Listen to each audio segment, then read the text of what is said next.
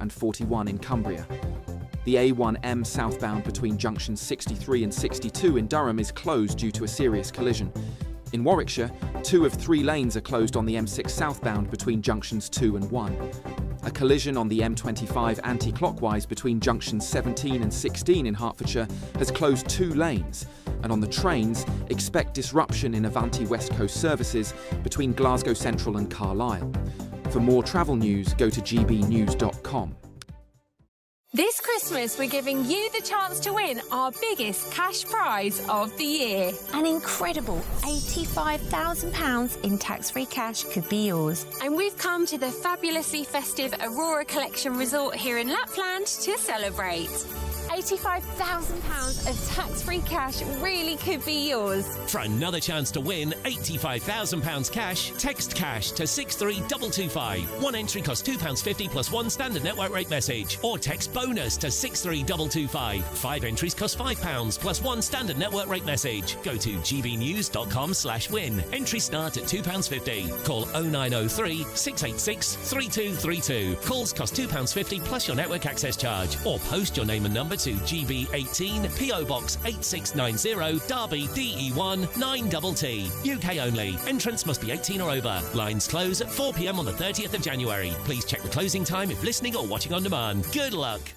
This Christmas, we're inviting you to join the GB News family for an occasion filled with joy. A chance to come together and lift our voices and celebrate what truly brings us closer at this time of year. So whether you're with friends or family or simply in the spirits of the season, we would love to share this special night of carols with you. Carols by candlelight, Christmas Eve at 8 o'clock only on GB News, the People's Channel, Britain's news channel. At GB News, we love to hear from you, our loyal community. So drop us a line at gbnews.com/yoursay. There you can talk to each other and also to the presenters live on air. gbnews.com/yoursay, because GB News is your channel, Britain's news channel.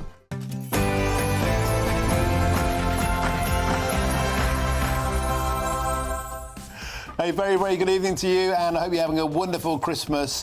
Welcome to Farage with me tonight, your host, Martin Daubney. Coming up on tonight's action-packed show, Britain's new head of the Equalities Watchdog has warned against calling migration a threat to the country due to the risk of demonisation. She also thinks we should stay in the ECHR. Is this proof that the establishment is completely and utterly out of touch with the electorate on this issue? And the Tories have enjoyed a bounce back in the latest polling figures, overtaking Labour, who languish in 4th position, as their deputy chairman refuses to rule out a coalition with Reform. Would Nigel Farage reconsider? Is this a cracker or a turkey of an idea at Christmas? And a shocking story, £300 million worth of British taxpayers' money is being looted by terrorist groups each year through foreign aid handouts. I'll be joined by an expert to comb through the details of an utterly damning new report. And finally, are blasphemy laws being brought in once again through the back door? Will the government continue to deliberate on a new anti-Muslim hostility definitions? Pressure mounts this evening as a new petition against those proposals gains traction. Most importantly, will these plans silence the rape gangs debate? All that to come in tonight's action-packed show, and I'm here with Nigel Nelson for an hour of arguing. All that to come, but first is your headlines with Sam Francis.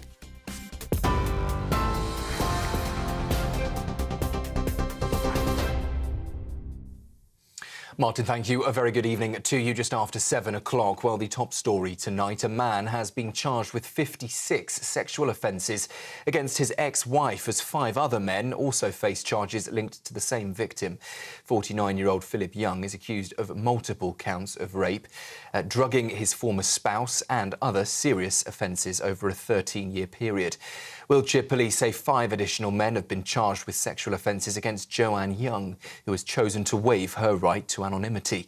All 6 men are due to appear at Swindon Magistrates Court tomorrow. Two men have been jailed for raping a teenage girl in Rotherham more than 20 years ago. Kesur Ajib was sentenced to 8.5 years in prison, while Mohammed Mahmoud received 7 years for offences committed when the victim was aged between 14 and 16. The convictions were secured as part of Operation Stovewood, the investigation into historic child sexual exploitation in the town. The judge said the men had abused the vulnerability of a young girl, describing the impact on her as tragic. The chair of Britain's equalities watchdog has warned against what she calls the demonisation of migrants, saying it would be a mistake for the UK to leave the European Convention on Human Rights. Dr Mary-Ann Stevenson, who leads the Equality and Human Rights Commission, said the convention is really important and that it underpins the rights everyone relies on. Her comments come as the Conservatives and Reform UK both back withdrawing from the ECHR to curb immigration. Downing Street, though, says there is a balance to be struck, while Dr Stevenson has called for more honesty in human rights debates. I think it's really important that we have honesty in the way that we talk about human rights, and that we also have a recognition that the demonisation of migrants, the creating this idea that migration causes, huge risks for the country, can make the lives not just of migrants to the UK, but of ethnic minority UK citizens very, very difficult. In Australia, police have revealed new details about last week's deadly attack at Bondi Beach, saying 4 homemade explosives were thrown at the crowd before the shooting began, but they failed to detonate. 15 people were killed when 2 gunmen opened fire at a Hanukkah celebration on Sydney's iconic beach. Court documents allege the suspects planned the attack for months and trained with firearms in a rural part of the country. Prime Minister Anthony Albanese has apologised to the Jewish community as authorities now debate whether to introduce tougher gun laws in the wake of the terror attack.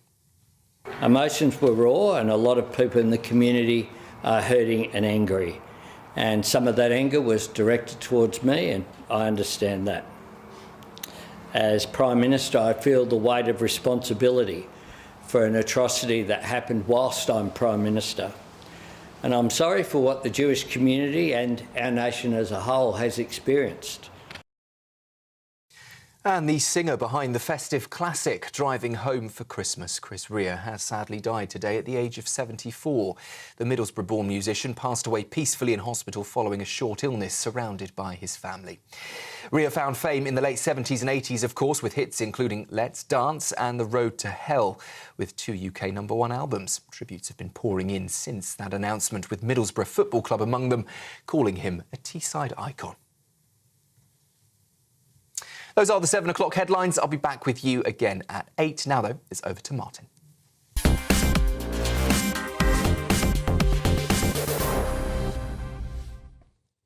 Thank you, Sam. Now, welcome to Farage Tonight with me, your host, Martin Daubney.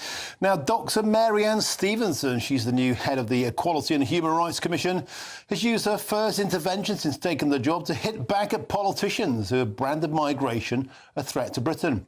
Dr Stevenson, who of course was chosen by Sir Keir Starmer's administration, also said that leaving the ECHR, the Treaty of Corsets, has been blamed by critics for blocking migrant deportations, would be a huge mistake. Now, she has urged caution in public debate on the issue. Let's take a little listen to what she said. I think it's really important that we have honesty in the way that we talk about human rights, and that we also have a recognition that the demonisation of migrants, the creating this idea that migration causes, huge risks for the country, can make the lives not just of migrants to the UK, but of ethnic minority UK citizens very, very difficult.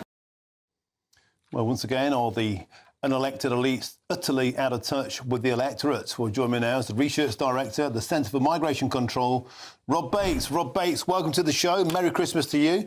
It's a pleasure to have your company, as always. Let's just go back in time a bit. Dr Stevenson has previously lobbied the government to abandon its smash the gangs policy and allow more asylum seekers into the country. And anybody who criticises uncontrolled immigration, perhaps like yourself and like myself and those watching this show. That's hostile politics. It's racist rhetoric and demonisation of the language of the past. Yeah, and I think actually Keir Starmer's got a lot to answer for by appointing this woman, because, of course, before she was in this post, she was actively pushing for the country to take more asylum seekers. You know, the whole crisis at the moment is about reducing the numbers, and she was actively there on the front line pushing for us to open our borders even more. Look, I think most people in the country will be asking themselves, who is this woman? What is the Equality and Human Rights Commission? And why has she been given such a platform to spout absolute dribble? Because she is so far removed from where the public sentiment is on this issue. I frankly think she is irrelevant, and I think it's incredibly insulting that we still have a political system that elevates individuals such as this, that are wedded to a political paradigm and set of views that have been really, really outdated for the last 20 or so years. And I would note as well that the Human Rights Commission has done absolutely nothing to address the hundreds of thousands of young British girls that were raped by Pakistani rape gangs. It's done nothing when it comes to the murders of Wayne Broadhurst or Rhiannon White by illegal migrants, or the rapes and sexual assaults up and down the country of young British women and girls as well. They don't seem to care about the human rights of British people. It only seems to be when there is an ability to pull at the heartstrings of a very, very small liberal sect in this country and to claim that somehow migrants are being demonised. No, they're not. But what we are talking about here is a very clear set of facts that foreign nationals are overrepresented in certain types of crime. We've seen on the small boats people coming with the intent to commit terror acts. These are all facts, and this is why people are increasingly concerned, not just about illegal migration, but by legal migration as well. These kind of interventions do absolutely nothing to actually shine light on what is a very, very important issue. And she talks about honesty, but I think hiding behind all these myths that she seems to be spouting about the importance of the ECHR does the exact opposite and injects mistruth into a very important conversation. Rob Bates, I think one of the big revelations of the year has been the work that you've done, the research director there, the Centre for Migration Control, shining a light on the disproportionate propensity to commit criminality if you are from overseas.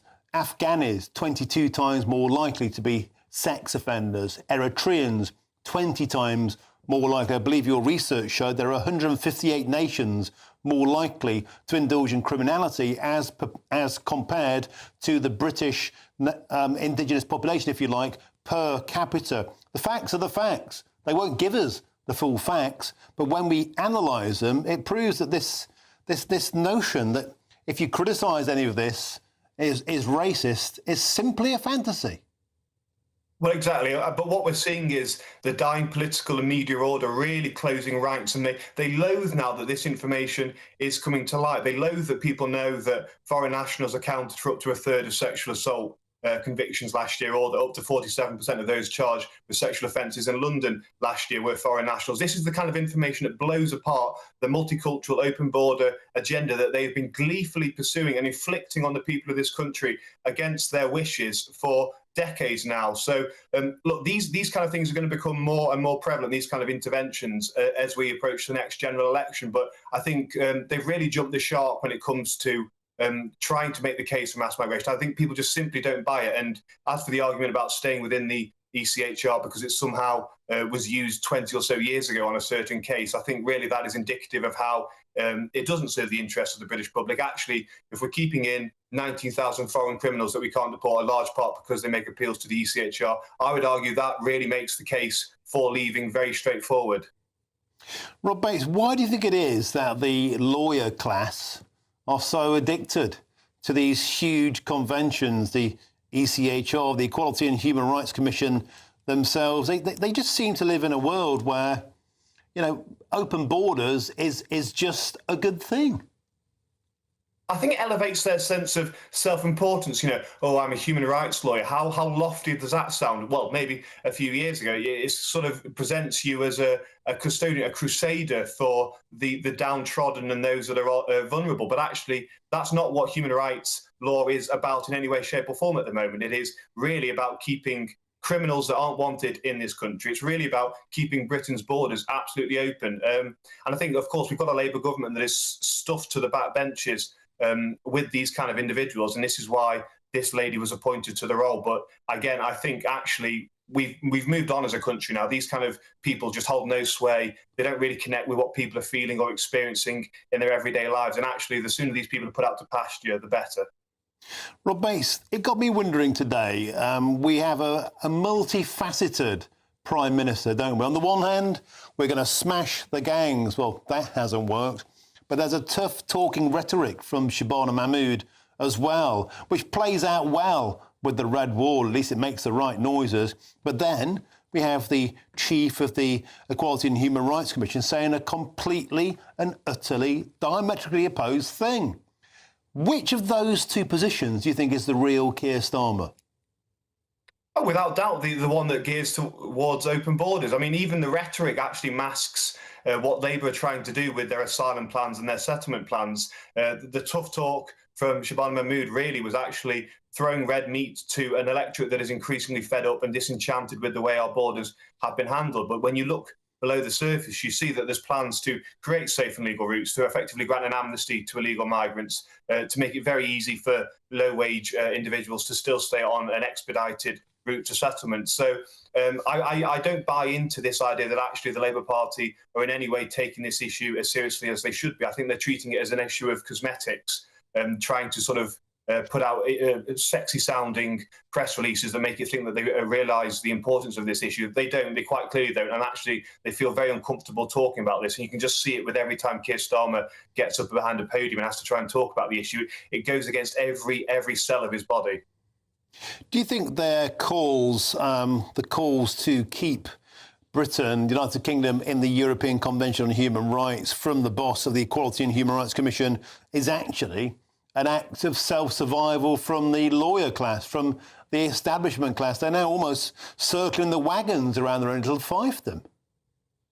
Well, we wouldn't have the Equality and Human Rights Commission, really, if it wasn't for the nonsense that had been inflicted on us by Tony Blair bringing into force the Human Rights Act. It's all stemmed from that. And what we have seen is a lot of people make a very pretty penny off frustrating any attempt to introduce border control to deport legal migrants or those that have done serious harm. There's a whole industry that has exploded. And of course, actually, that industry then often provides further opportunities for aggrandizement when it comes to immigration tribunals. A lot of immigration lawyers then go on to working nominally on behalf of the state as independent arbiters of the truth, when in reality, actually, what they get to do is hide behind the facade of the establishment whilst continuing their campaigning. And this is why we've seen cases of individuals that can't be removed from the country for the most ridiculous of reasons. We couldn't remove an individual because his daughter had gender dysphoria, and sort of removing him from the country would interrupt her stability or something. And then we've had the chicken nugget case. We've had an endless procession of cases this year. And actually, I think we're at the point now where no one buys it anymore. No one even cares, actually. I think most people now are solely concerned actually with making sure that the British interest and the interests of the British public are put first and aren't continually sacrificed on this liberal altar that unfortunately we've been put upon for the last 20 years. OK, Rob Bates, we'll have to leave it there. Thank you for all the work you've done this year. I think you've genuinely moved the conversation on with your research there at the Centre for Migration Control. Rob Bates, Merry Christmas, Happy New Year. Hope to see you again soon. Thank you. Now it's Monday, so I'm joined in the studio by GBNews senior political commentator Nigel Nelson for an hour of merriment and arguing. Merry Christmas to you, Captain. Indeed. Nigel Nelson, I put it to you that the real danger isn't from people criticising open borders. The real danger of Britain is from those advocating open borders, and that includes Mary Ann Stevenson, who's completely and utterly out of touch with reality. Well, I mean, certainly that I would not go for open borders. I don't think there's anything racist about wanting to control our borders. That's what we should do. And we should be sending home terrorists, rapists, anyone convicted of a serious crime. That said, what she's talking about here is demonisation, which I think is actually quite important. Britain is now a less racist country than it used to be. Certainly less racist than when we were younger. But what's happened since... Not according to Stevenson. Well, not quite, because what she's talking about, I think, is that what has happened since is that has been replaced by an attitude where somehow people who are not wholly British but live in this country are somehow lesser people than those who are wholly British. It's a subtle difference. It's not quite racism, but that is the demonisation that she's talking about, and we shouldn't approach it from that direction. Most people have a problem actually with rapists, with convicts, with drug dealers, with violent offenders brought in from overseas, and our total and utter impotent ability to deport them. And the precise people like this, I put it to you, are a part of the problem, not the solution. She's advocating we shouldn't leave the ECHR, but a lot of people feel that we are so pushed down the route of being unable to do anything about it, we're left with no option. Can I bring you back to a point that I raised there with Rob Bates? Is this actually the real face of Sir Keir Starmer, the eternal human rights lawyer who literally wrote the book on the ECHR? Are they going back towards a position now? They can't woo the red wall. They can talk tough all they like on immigration. Nobody buys it. Nobody thinks that their heart is in it. Is this a subtle shift back towards the left to try and appease people going for the Green Party? No, but I mean, the idea of actually getting rid of the ECHR doesn't solve your problem. It might solve a few problems if you could change it so it would be easier to remove people who at the moment can't be removed. There's a handful of people. The point about the Human Rights Act, which is obviously comes from the ECHR. This is what British values should be about. The Human Rights Act is British values. It's the idea about a right to life, to liberty, to security. Not for rapists and terrorists and offenders and violent criminals. No, exactly. Why are their human rights put first? Well, hang on a second. They're not put first. At the moment, Shabana Mahmood has brought in a new policy which we'll see next year. And what that'll do is the moment somebody is convicted of a serious crime, they'll be hoofed out of the country. Do you believe that will happen? Yes, I do. Yes, I do. I mean, there's no reason why it shouldn't happen. Well, because it hasn't happened thus far. No, it hasn't, and it didn't happen. And it didn't happen under the Tories. And I put it to you, it's far less likely to happen under this government than under before. Under the Tories, they had to serve 50% of their jail sentence before they could leave the country. Labour changed that to 30% to get rid of them quicker, and now I'm about to change it again to make it even quicker, which means the moment they're convicted, they can be sent out. Or they'll be released onto British streets, probably early, because the jails are full, and the human rights lawyers, using the precise conventions that the government here is clearly so in favour of, will keep them in the country ad infinitum. But when it comes down to the Human Rights Act, surely you're not against the basic principles of the Human Rights Act. I'm all in favour of the human rights of British citizens being put first. But not these rapists from overseas. But the Human Rights Act applies to everybody, and so it should. And that's the point. So if we get out of it, we can disapply it to violent offenders in a way that Marianne Stevenson wouldn't like to see. We don't have to. We're actually. Whose side are they on? What, the human rights lawyers? Marianne Stevenson. Whose side is she on? Well, she wants open borders. She is making... No, she's not... She's criticised smashing the gangs. She wants more asylum seekers into the country. She's criticised smashing the gangs. I think she's wrong there. Smashing the gangs is the right way forward. They're not smashing the gangs. They're smashing records. We just smashed another gang today. The National Crime Agency just managed to actually catch 804 came over the weekend on illegal boats. And they will continue. They will continue. What we can hope for the next year is that fewer of them will come over thanks to what is being put in place. At the moment, we've got to actually get the various laws put in place, dealt with, and then they will reduce. But they're not going to stop. No, they're not going to stop. And I put it to you, neither will they get deported in any greater numbers so long as people like Marianne Stevenson are in control. Nigel Nelson, thank you very much for your company, as ever. Now, to our next story this evening, the Tories seem to be enjoying something of a bounce back in the latest polling figures. Has Kemi Badenoch finally stabilised her party, or is it a rare blip? And should there be a deal between the Conservatives and Reform? Is that a turkey or a cracker at Christmas?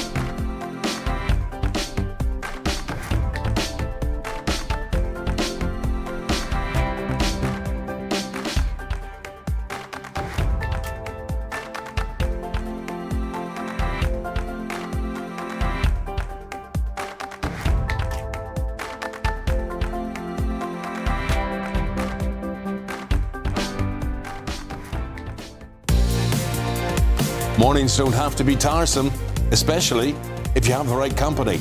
Wake up to news as it happens, opinion and debate, and of course, a little bit of entertainment too. Because when the kettle's on, we're on.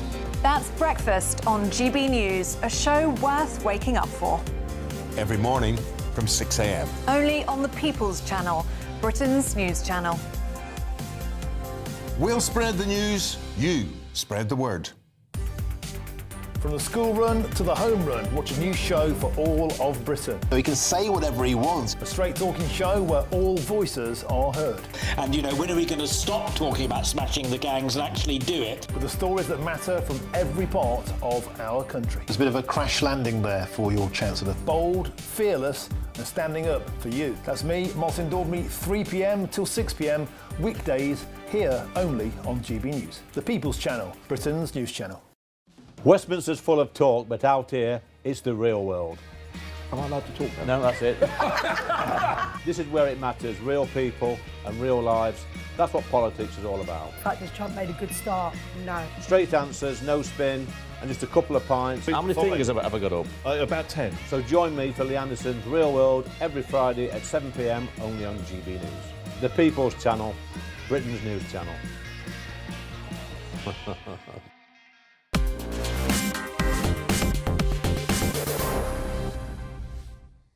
Welcome back to Farage. To be your host, Martin Daubney, on this Christmas Monday evening. Now, in the latest polling shock today, the Conservatives have surged ahead of Labour, and this is the first time that's happened since Boris Johnson was the leader of the Conservatives. Now, under Kemi Badenoch, the Tories have gained to around 18.5%, while Sir Keir Starmer's party, they lag just behind on 17.9%. Now, this comes as the Deputy Tory Chairman, Matt Vickers, yesterday hinted at the possibility of a Tory reform pact.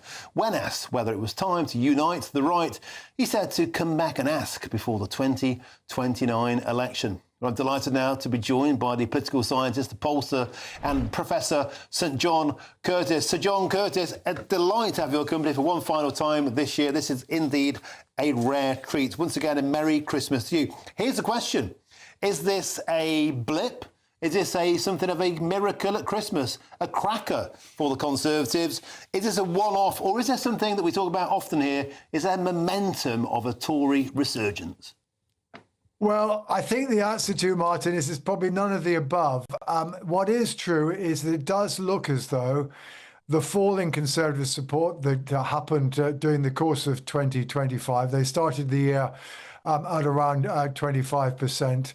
And they fell to a low of 17% at the time of their conference in the autumn.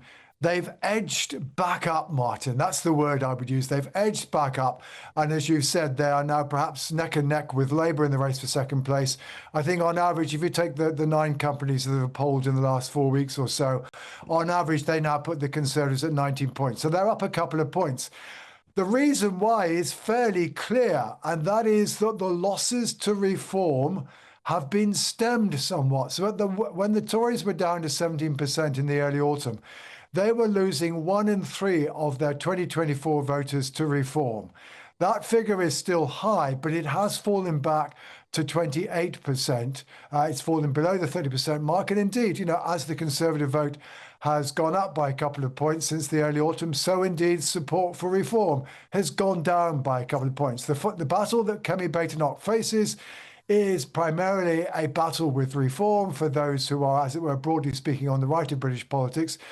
Nigel Farage is still well ahead in that battle, but Miss Badenoch has had some success, both in turning her party's ratings around and also actually her own personal ratings have also notably improved since the party conference season. So there is at least a little glimmer of brightness for the Conservatives this Christmas, but they still face a quite substantial task in the new year.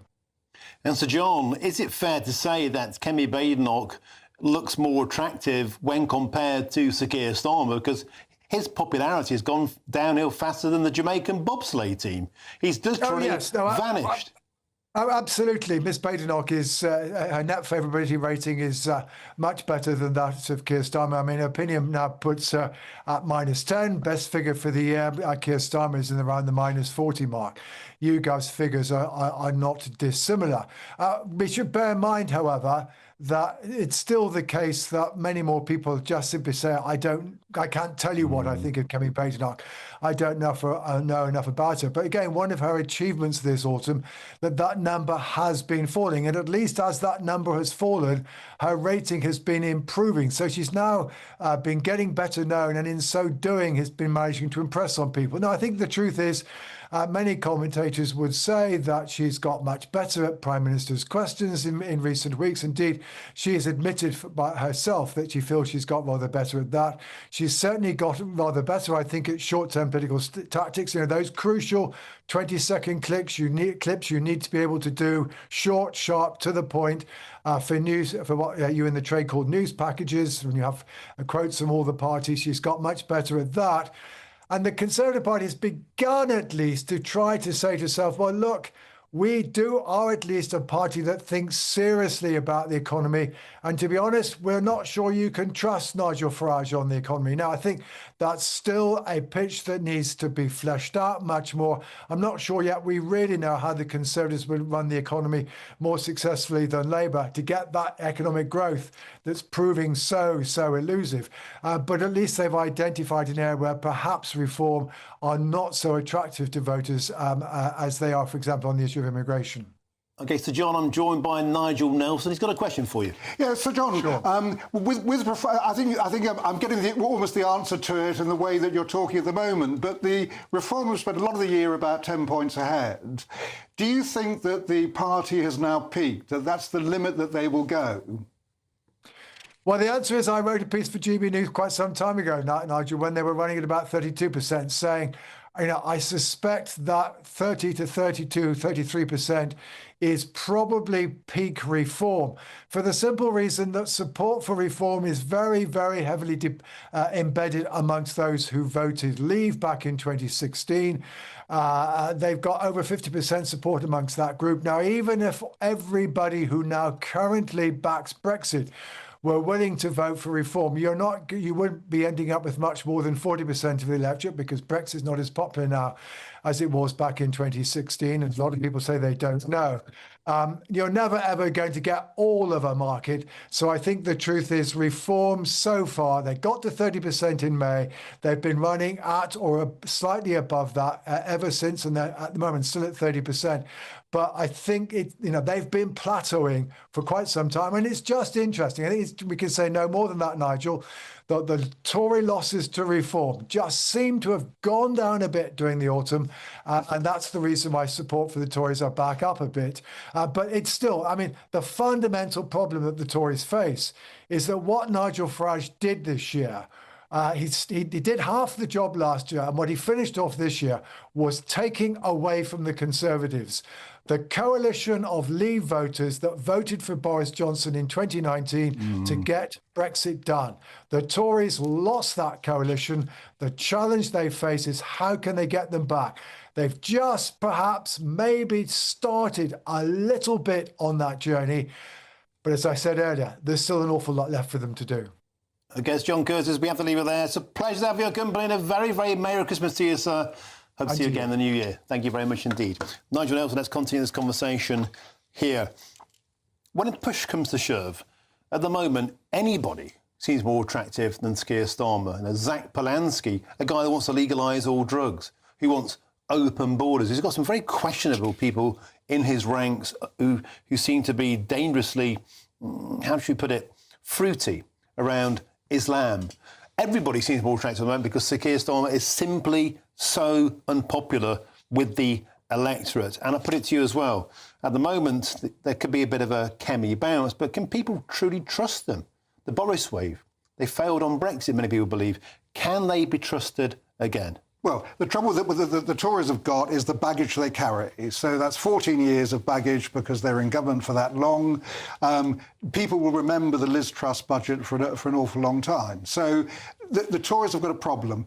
What Kemi Badenoch has done is just simply improved. She seems to have found her mojo. She started off at PMQs, which, as you know, I watch every week.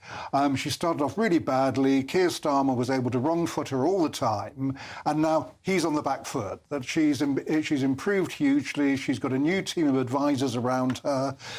So that's one of the reasons why she's doing well. The other problem I think Keir Starmer is facing, he's now being squeezed both from the right with reform and now from the left. I mean, the Greens are now 9 points up on their general election polling. So on the basis of that, Starmer could be losing a lot of left-wing Labour voters to the Greens. So worth pointing out as well that the 18.5% polling that the Conservatives seem very jubilant about is still way below the general election tally they achieved of 23.7% last July, when, of course, they were annihilated. So a long way to go. But, you know, it's a new year. And when I spoke to Sir John Curtis on Friday on my show, he said the big picture of 2026 is going to be the sheer unpredictability, the volatility and the rejection of the big two parties. I think we're in for the mother of all volatile years next year. Something to look forward to. Well, we've got 5 parties now, actually, all contesting, which is the first time.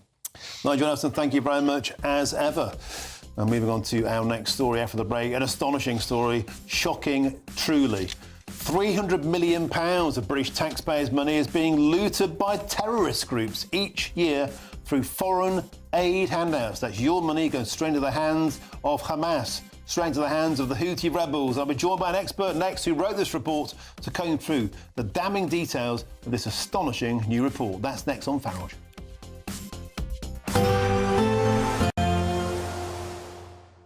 Can't wait to get in that sea. Lovely and warm. Just like the feeling of having great travel insurance. All Clear Travel Insurance sponsors GB News Travel Destinations Forecast.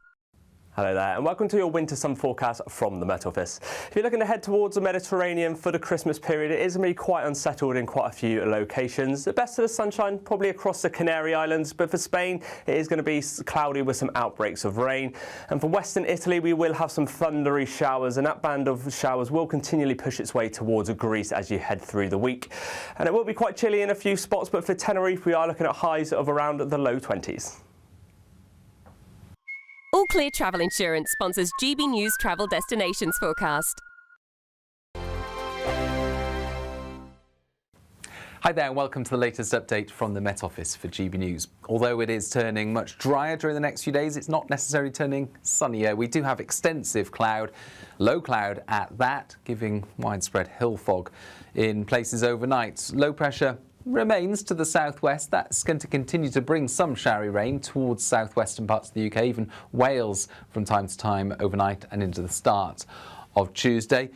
And we also have some outbreaks of showery rain in the north of Scotland. But away from these areas, mostly it's dry. However, with a lot of low cloud around and that cloud sitting on hills, there'll be some patchy drizzle. It will be frost-free, temperatures of 6 to 8 Celsius first thing. So a gloomy start to Tuesday, especially for central and eastern parts of Scotland, with outbreaks of light rain here and there, particularly over the hills. Showery rain for the north and northwest of Scotland as well, but some brightness for the parts of western Scotland, particularly the southwest. Cumbria, West Wales doing well for some glimmers of sunshine first thing. The southwest of England still seeing some showers. Mostly these are light outbreaks of rain and they're going to fade away by the time we get to the afternoon. So many places will be dry but cloudy, and that widespread cloud sheet continuing throughout much of Tuesday. It's going to make it feel cold, and the easterly wind, once it sets in, will make it feel cold. Feels like temperatures more like 2 or 3 Celsius in the east and southeast of England. Northern Scotland sees some outbreaks of rain later on, and they tend to drift into central areas by Christmas Eve before fizzling away. But you'll notice Christmas Eve, a bit less cloud around. Not entirely cloud-free, but certainly a brighter day is expected, and likewise on to Christmas Day. Brighter skies, still some patchy cloud around, dry for most, even if it will be windy. You want to know what's really going on in the corridors of power? Labour don't know what to do with you half the time, and that makes you quite lethal in the chamber. Get behind the headlines with Chopper's Political Podcast. Join me, Christopher Hope, as I sit down with the great and the good of British politics. We'll see where this ruling takes us. These are the stories shaping our nation. Chopper's Political Podcast, available now on all platforms. Listen in and stay ahead. Decisions made in Washington aren't just shaping America, they're shaping Britain too.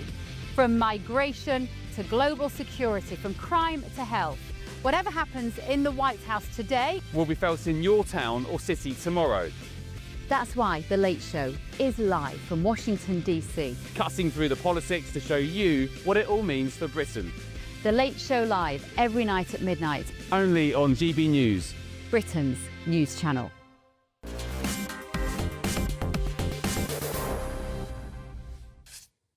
Welcome back to Farage Week. With me tonight, your host, Martin Dorby, on this Christmas Monday.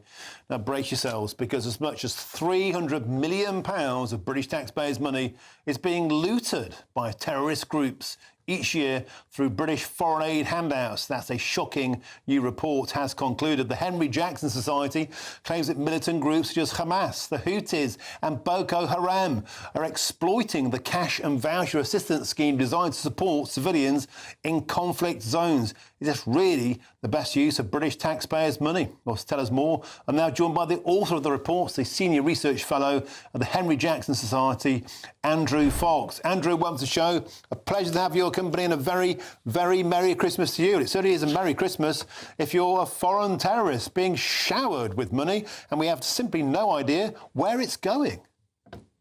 That's right. And although the Foreign Office do vet their partners, what they can't do is vet everything further down the chain. So they don't vet their partners' partners.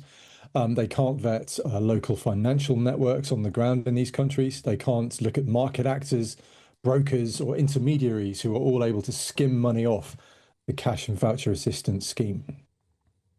And it's particularly galling when you look at some of the incredible numbers from your reports. For example, up to 40% of all of the money sent to Gaza, £42.5 million, up to 40% could have found its way into the hands of Hamas. That's right. Let me explain to you how this works. So cash and voucher assistance is a way designed to let people who need aid buy it themselves. So rather than give you a box full of baby food or whatever, you get given a voucher, and that voucher has financial worth, and you take it down to the market and you spend the voucher on what you need, which is great in principle. But if that market is owned by the terrorists, or if you have to go to a money changer, they'll skim money off the top. And it's the same in Yemen, the same in the areas in Nigeria controlled by Boko Haram.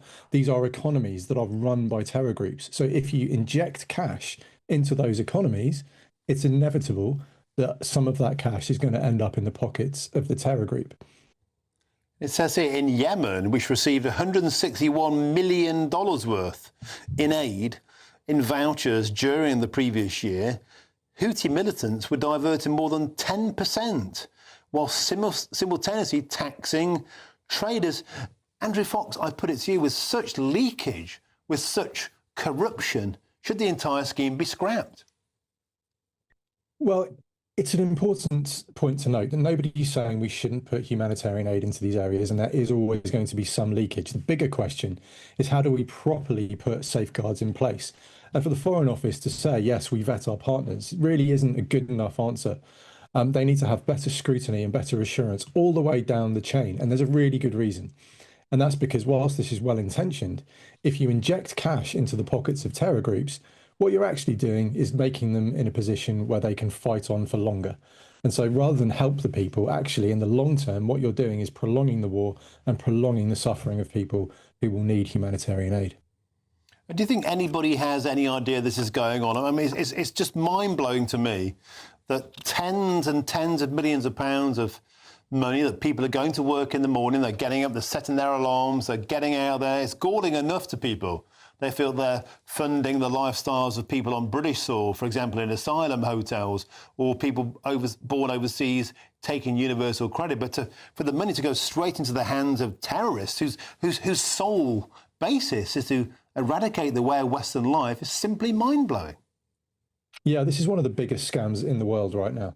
The amounts of money we're talking about, well into the hundreds of millions. And when you look at places like Lebanon or Syria together, we've put, hundreds and hundreds of millions into these places. This is all going to people like Hezbollah, to Boko Haram, to Hamas. It is a scandal. It really is a scandal. And for the Foreign Office to say, yeah, we check our partners really isn't good enough. We need assurance all the way down the chain. And if we can't get that assurance, then we should find a different method of putting aid into those zones, which doesn't mean that cash goes straight to these terror groups. But I mean, is that even feasible? For example, if you did send produce, or if you sent, anything that's physical, that too could be looted, and that too could be sold. Is anything foolproof? Is anything corruption-proof? No, it's not. But we have to find the way that, gives us the least amount of leakage, the least amount of corruption. And actually, Nigeria have, they've created protected areas where people can come and get their aid. Now, what happens to it after that, there's no guarantee, but at least it's not going directly to the terrorists. And at least these families have a chance of getting the aid back to their homes so they can feed their families. And it's the same in Gaza. If we look at how many of the UN trucks got intercepted, it was over 90%. 90% of all UN aid trucks were intercepted by some group or another. The Gaza Humanitarian Foundation had 0% because they simply armed their convoys. And yet humanitarian groups won't do that because they say it damages their neutrality. Now, I put it to you, which is worse? Compromising your neutrality to a slight extent and protecting the aid so it gets to the people who need it, or not protecting it and allowing terror groups to seize well over 90% of it. To me, that sounds like a no-brainer. And it's a real issue for the humanitarian organisations to confront and get a grip of the way they're doing this. Well, Andrew Fox, thank you for shining a light on this wanton corruption. Thanks for all the work you've done this year. I know you've been a hugely brave voice on the issue of anti-Semitism, what's happened with the Jewish community. Thanks for this report there. Senior Research Fellow at the Henry Jackson Society, Andrew Fox. God bless you. Have a Merry Christmas and a very, very Happy New Year. Thank you very much indeed. Nigel Nelson, let's get some comment from you. This is just mind-blowing to me. It's utterly mind-blowing. People watching the show would long suspect money leaks like a sieve into the wrong hands, but to find out it's going to Hamas? This has to be stopped. Well, I mean, the Foreign Office say it's not going on in the first place. Oh, yeah. But we'll take that. It shouldn't be a surprise that terrorists actually extort money. I mean, they've been doing it ever since the IRA, right up until ISIS. So don't send it then. Well, the question is, are we taking all the safeguards that are necessary? Andrew touched on one of the points there, where what distribution sites are carefully chosen. So you try and make sure the terrorists aren't there. If you can send the money digitally or to an ATM, or you get with an ATM card. I appreciate in a lot of these places you won't. At any rate, I appreciate a lot of these places you couldn't use such things, but it's one way of getting it to the right people, making sure no one person is distributing the cash, and a confidential system of reporting any kind of fraud. Now, all those things are going on. There is a question whether that's actually enough to stop it. What I don't think you do is say, just because we've got a report like this, you stop that aid going there. Why not? Because the people at the other end of it need it really desperately. Well, Hamas don't, the Houthi rebels don't, Boko Haram don't. I put it to you, if a single penny is going to them, the entire lot should be stopped. Nigel Nelson. We'll continue more conversations after the break. Thank you very much. The Labour Party is under mounting pressure as a petition against the new government-backed definition of anti-Muslim hatred that gains traction. Is this blasphemy laws through the back door? That's next.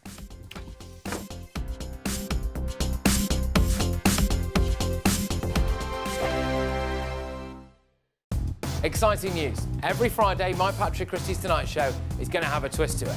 We're welcoming some special guests. You. That's right, on Fridays I'm going to be doing my show in front of a live studio audience, because this show is about you and what you have to say. It's going to be the same big debates, same big topics, same big opinions, but every Friday night at 9 p.m. you are invited to come on down to Patrick Christie's Tonight to be a part of the action. Only on GB News, the People's Channel, Britain's news channel. Hi, I'm Michelle Dewberry, and my show is your opportunity to cut through all the noise and dive in headfirst to some robust debates. Ideas clash. Situation, isn't it? No, Because the failure is you're deliberately avoiding my point. Nothing's held back, And if you think this is the end of it, wait for more. and we do not shy away from the difficult stuff. Sometimes I want to shake people and say, if only you understood. So join me on Jubes & Co weeknights at 6 p.m, only on GB News, Britain's news channel. Mornings don't have to be tiresome, especially if you have the right company. Wake up to news as it happens, opinion and debate, and of course, a little bit of entertainment too. Because when the kettle's on, we're on. That's Breakfast on GB News, a show worth waking up for. Every morning from 6 a.m. Only on the People's Channel, Britain's news channel. We'll spread the news, you spread the word. From the school run to the home run, watch a new show for all of Britain. He can say whatever he wants. A straight-talking show where all voices are heard. And, you know, when are we going to stop talking about smashing the gangs and actually do it? With the stories that matter from every part of our country. There's a bit of a crash landing there for your Chancellor. Bold, fearless and standing up for you. That's me, Martin Daubney, 3 p.m. till 6 p.m, weekdays, here only on GB News. The People's Channel, Britain's news channel. This Christmas, we're inviting you to join the GB News family for an occasion filled with joy. A chance to come together and lift our voices and celebrate what truly brings us closer at this time of year. So whether you're with friends or family or simply in the spirits of the season, we would love to share this special night of carols with you. Carols by candlelight, Christmas Eve at 8 o'clock, only on GB News, the People's Channel, Britain's news channel. Britain deserves a newsroom that puts the facts and your voice first. Well, and that's what you get on GB News. Lively debates, lively conversation. And we're not afraid to hold power to account. And each other. So join me, Andrew Pierce. And me, Miriam Gates, for Britain's Newsroom, weekdays from 9:30 on GB News.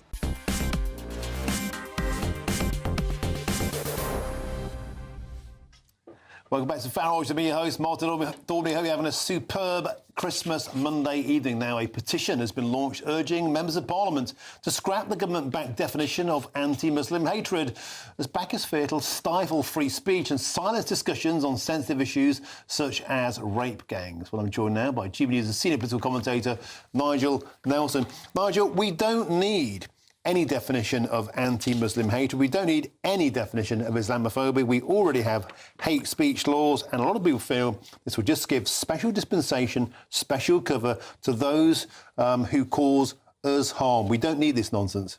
Right. Well, first of all, a lot of this is surrounding Gaza. And so what you've had is anti-Muslim hatred has been on the rise, 43% increase over 2023 from last year. By the same token, anti-Semitism has been on the rise as well. Now, what you've got with much more serious consequences, I hasten to add. Well, it depends on what the incidents are. But the point here is we do have a definition of anti-Semitism. How many Muslims have been murdered by Jews at mosques? Zero. Yeah, I mean, that's absolutely right. But I mean, how many Jews have been murdered? Out of those figures, there were 6,000 anti-Muslim hatred incidents over 2023. Tweets, offensive comments. Well, and about the same number of anti-Semitic incidents too. The point here is that you do have a definition of anti-Semitism, which the police, the government go along with. What I'm saying here is that why should we not have a similar kind of thing for Muslims? Because it will be used by Islamist extremists to give them cover, and they'll cry Islamophobia when actually they could be preaching hate within mosques. Why protect them? Expose them. Allow full criticism of Islam. It's not a race, it's a religion. You are protecting Muslims who live in this country. That's the idea of it. And the basic point there is that Muslims aren't stereotypical or some kind of collective group. You're protecting individuals. And if you can get the definition right, that would actually help in the same way that the anti-Semitism definition has helped to stop some of that. I put it to you, we simply don't need it. And many people look at this and think it's the Labour Party pandering to their voter base. It's legislation in return for votes. Well, but why should Jews have their own definition and Muslims not have a definition? Because there's a big difference of the intent and the actual harm caused by the two religions. Look at the numbers. Look at the data. Come on, you can't compare the two. Well, you can. I mean, if you're comparing the number of incidents that both Jews and Muslims have suffered, what about the types of incidents? They're around about the same. I appreciate there's been some horrors like the attack on the mosque. I do understand that. Murders. What we're saying here is that unlike other religions, cries for Holocaust, gassing the Sikhs, Jews, Buddhists, Hindus, they're not going through quite the same thing as Muslims are and Jews are. So the important thing is you're protecting both. One has an international definition behind them, the other doesn't. OK, thank you very much. I'm joined by Sir Jacob Rees-Mogg. Of course, State of the Nation is up next. What's your thoughts before we get to your menu on the definition of Islamophobia? Do we even need this?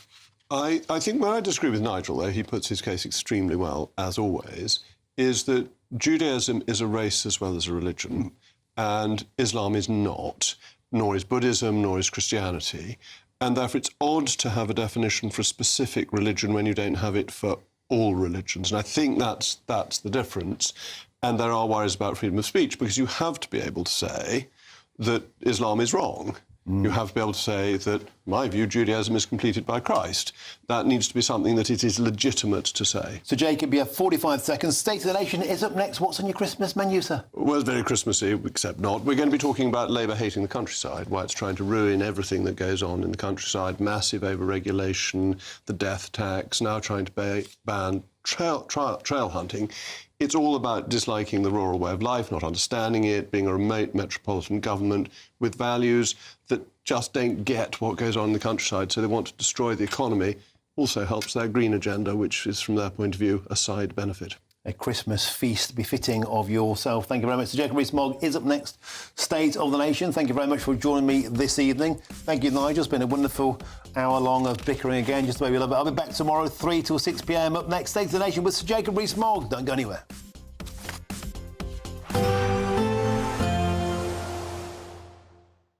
Expect warm spells with the odd rude interruption. Box Boilers sponsors the weather on GB News.